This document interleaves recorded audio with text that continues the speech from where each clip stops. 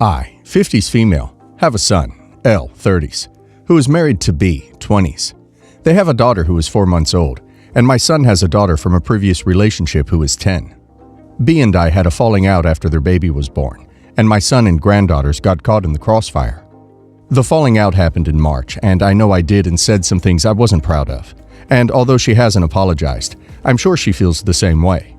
It would be too long to go over the history, but at the most extreme point, I did consult a lawyer for grandparent rights. During this time, my son had no contact with me, but when I dropped the grandparents' rights case, I asked for things to go back to normal. My son expressed that he wanted things to go back to normal, but that a lot of damage had been done, and he really didn't know if we could go back to normal. For Mother's Day, my daughter decided to take me out to dinner, and she begged Elle to go and bring the baby. Oldest was with Mom. Elle eventually did agree, on the condition it wasn't on Mother's Day, and he, the baby, and B came. B was quiet most of dinner, but did talk to my daughter a few times. I guess they have a pretty good relationship.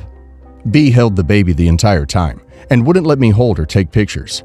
Part of the falling out was over pictures and Facebook, so I found this to be petty. Overall, I would have called dinner a success. At the end, I hugged my son and told him I was proud of him for putting his foot down and coming to dinner with his daughter, and that I hoped he could continue to do that. Looking back, I know I shouldn't have said anything. My son called me later that night and told me that he couldn't continue to have a relationship with me. He said that B was their child's mother, and he couldn't ever bring the baby anywhere without her blessing. I was drunk when he called because I have a hard time coping, and I admit I lost it a little bit on the phone call and told him it was despicable that he couldn't man up to his wife, and that he should have come to see me on Mother's Day because I am his mother. He ended up hanging up on me. I called the next day and profusely apologized to him. I know it was wrong of me to have said what I did, and I told him I want a relationship with him. He told me he couldn't do this with me anymore. I've been heartbroken ever since, but I understand, I guess. I called him last night and told him that I wouldn't be contacting him or his wife anymore, ever, and that I respected that we wouldn't have a relationship. I also let him know I would be taking him off as my power of attorney and out of my will, so he never had to be bothered with anything from me again. I don't have much anyways. He got mad at me and called me a sorry excuse of a mother, and now my daughter is saying I'm manipulative. I really don't understand how I was wrong in giving him what he wants. Normally I'd say it's your money and you can do what you want, which is still true. But yeah, you're the a-hole, and you are absolutely being manipulative.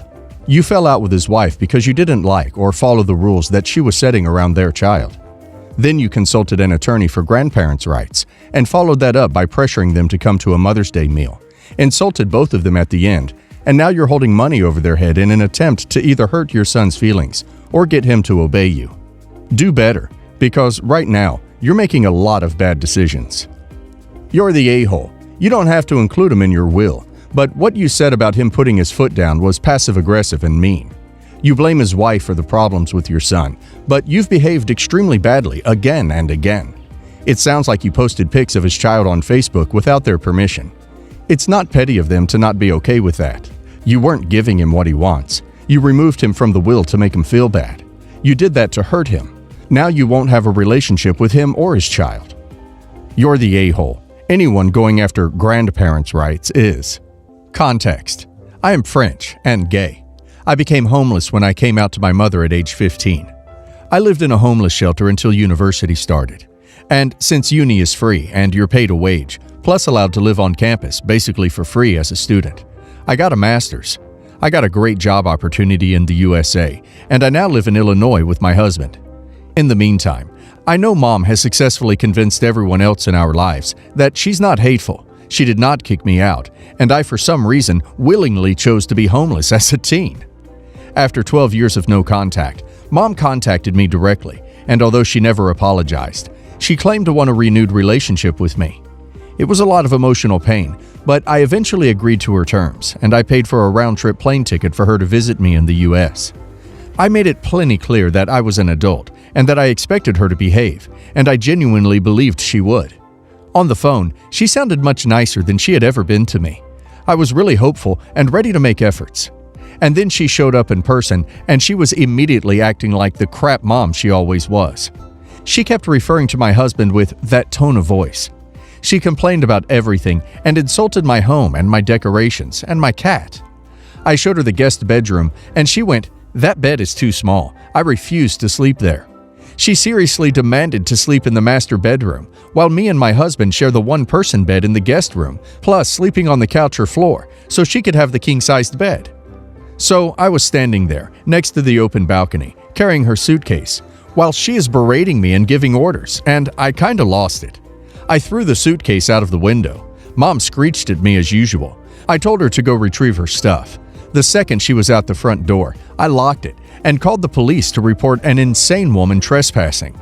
Then I screamed at Mom from the balcony to duck right off, and that she is not welcome in my home ever again, and that I called the police.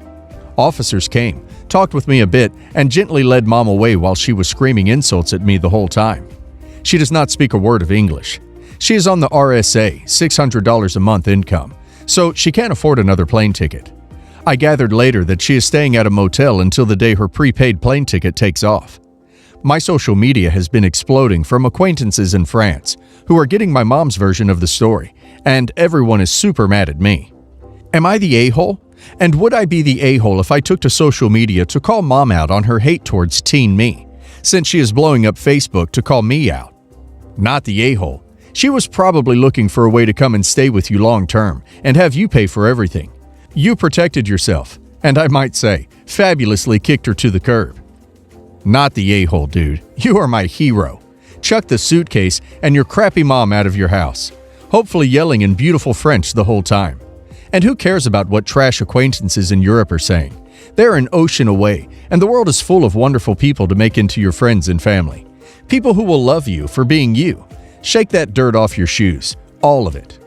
Not the a-hole. She got what she deserved. For your own mental health, avoid her, even if she claims she's changed. My ex, Thomas, and I have been split for around 4 years. We have 2 kids together, twins, a boy and a girl, aged 12. He remarried Sandy about 18 months ago. She has 2 children between 7 and 10 years old. Our current custody agreement is I have the kids 2 weeks on, 1 week off, when they go to Thomas's. It's a private agreement we have as it works best with his job as he travels, so he makes sure for that week he is home. Recently, I got a text from Sandy asking if I could come pick the kids up. She had plans and my ex had been held up at work. Wasn't a problem. I was on my way home from work, so I could swing by and get them. I rang my ex to confirm that's what he wanted, and also said it's around 5:30, I'll keep them for the night. He said that was great and would let Sandy know. When I got to their place, my kids opened the door and were packed and ready to go. The kids called out that I was there and they were leaving, and she yelled out a goodbye. As I was pulling out of the driveway, Sandy comes running out waving her arms. I stop and ask what the problem was. She asked why I didn't take her kids. I said that wasn't what I agreed to, and I would never agree to that. She replied with, "Why not? I'm always babysitting your kids." I said that's something between you and Thomas, but my kids are my responsibility, and I'm sorry, but I don't know your children well enough to take them back to my house and to have them stay. I left, and within 2 minutes, Thomas is on the phone begging me to go back and get Sandy's kids because she always watches ours. I said the same thing to him and hung up. I got the kids home. While they were having dinner, I asked how often does Sandy watch them. My son said they normally don't see their dad till the weekend. Sometimes they see him in the morning, but it's normally Sandy who is with him during the week. I left the kids to watch TV and rang Thomas back. He started cussing me out about Sandy's kids. I let him finish and asked why he thought it would be appropriate for a woman that those kids hardly know look after them at my house. He said again Sandy watches our kids, so fair's fair, and I've also upset her kids as they were looking forward to the sleepover. I rang my sister to vent. She flipped it on me and said I was taking my issues with Sandy and Thomas out on Sandy's kids. I don't have any issue with either of them, but I'm starting to feel like I was the a-hole, but I made no promises to her kids. Info. She says she babysits the kids during Thomas's week. She has never babysat for me during my time. Update. I wasn't aware that Thomas was MIA during the week. I always ask the kids how was it at their dad's, what they did, etc. But I never grill them for any info, and they haven't mentioned before he hadn't been home. I also don't want to go guns blazing into my lawyers and changing our custody agreement. In our country, not America, it's very common to have private agreements done with our lawyers, and not in front of a judge. I have messaged Thomas to have a catch-up about the kids. Info. For everyone asking about right to first refusal, this is not a law in our country. Not the a-hole. That's just not how custody works. You aren't obligated to take care of your ex's stepkids. Not the a-hole. He's watching the kids. If he has another person babysitting them, that's his issue. I would ask your ex if you can start keeping the kids during the week since he doesn't seem to be home anyway, and just have him get them on the weekend. This sounds like a mess between them that they're going to drag OP into. Not the a-hole. It's on your ex and his new wife to figure out babysitting of all the kids while in their care. It's his agreement with her that she takes care of your kids on his behalf. You have no part to fulfill in this agreement. They are free to find a babysitter for his stepkids as well. Final update.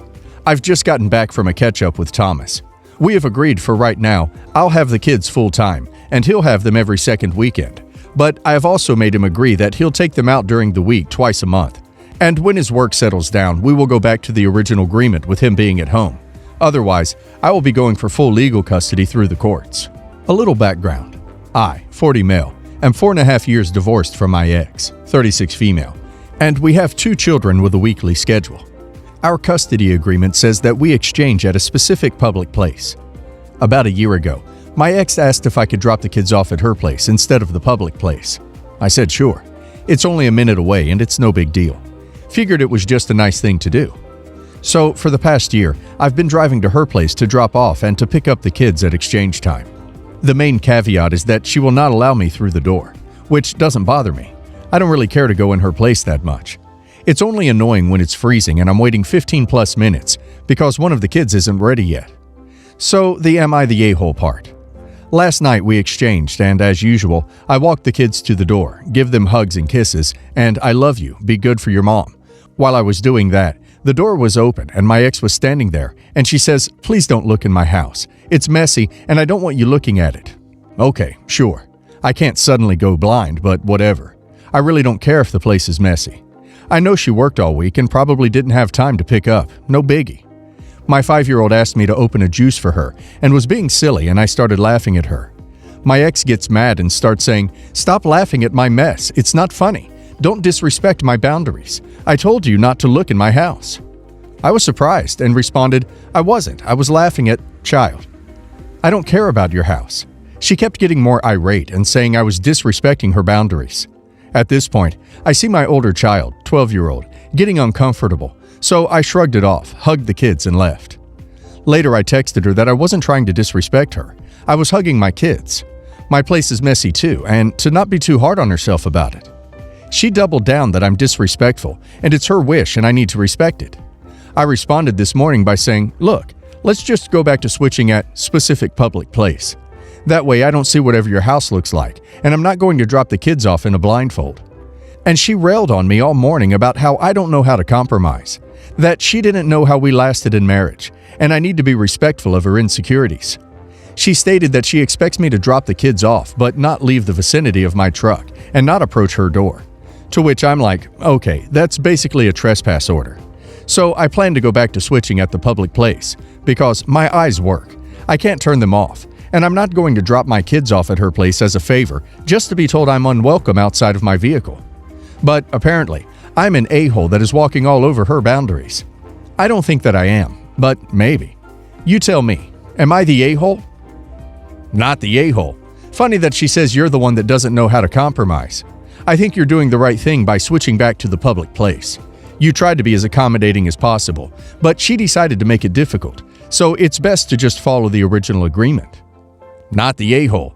She's being unreasonable, and her insecurities are not your responsibility to soothe, fix, etc. Sticking as closely to your legal agreement as possible is a better choice given her response. Not the a-hole. It sounds like she harbors a lot of residual resentment from y'all's past. No reason to be touchy about an open door. She's just trying to be controlling. I, 23 female, have a stepsister, Maggie, 27 female, whose mother Miranda is married to my dad. I grew up mainly with my mother and stepfather, so didn't see Miranda or Maggie that often. Also, Maggie and Miranda have a massive chip on their shoulders about my dad's extended family, so they stopped coming to most group things, and I spent a lot of time staying with my grandparents during holidays. For various reasons, most of my dad's family has converged on the same area in the last couple of years, so we see each other more often. Maggie got married last year, and I'm getting married this summer. The weddings are not close together and not comparable in terms of venue, size, aesthetic, literally anything. But that hasn't stopped Maggie comparing them incessantly. She's annoyed that my dad offered to pay for mine. I refused, but didn't for hers. She's mad that I'm wearing heirloom jewelry for my wedding that she wasn't offered. She's mad that extended family will be attending my wedding when they didn't attend hers. She has gone so far as to say that she should have married my fiancé since she's closer in age to him, and they skipped her. She believes my marriage was arranged.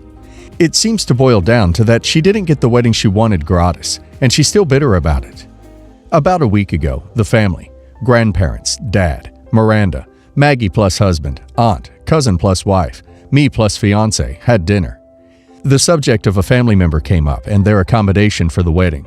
And Maggie chimed in to say how nice it was that they were able to make it to mine because they were too busy to come to hers. No one acknowledged what she said, so she started to talk about the excuse they'd given at a stupidly loud volume, so that everyone had to listen. I'm not a confrontational person, but a mix of wine and exhaustion took over, and I said, "No one cared about your wedding a year ago, and they're not going to start today, so please, just spare us." There was an awkward silence until everyone moved on, but Maggie started crying and quietly left the table and eventually went home. My dad says she is too humiliated to talk to anyone and probably won't come to the wedding. My dad is pressuring me to apologize because Miranda is giving him a hard time, as is Maggie. He says I knew how much it hurt Maggie that a lot of the family pomp was not part of her wedding, and while she has taken it too far, I went for the jugular, and I didn't need to, because she wasn't being disparaging to me. She was just inappropriately expressing bottled-up feelings. To me, it felt like she was using my important life event to draw attention to herself, which felt unfair and mean-spirited, which is why I reacted the way I did. That said, it seemed like she's not brushing off my comment as easily as I did hers, so I'm wondering if I took it too far. You're the a-hole. Listen to your dad. What you did was inappropriate and unnecessarily mean. You're the a-hole. You did it just to rub it in Maggie's face that she's a second-class citizen in the family, didn't you? Not the a-hole. I understand why she would be upset if people did not attend her wedding, but to keep bringing it up is overkill. I am confused about why she thought it was okay to bring up her wedding while the family was discussing OP's wedding. Then she wants to be shocked when OP finally claps back.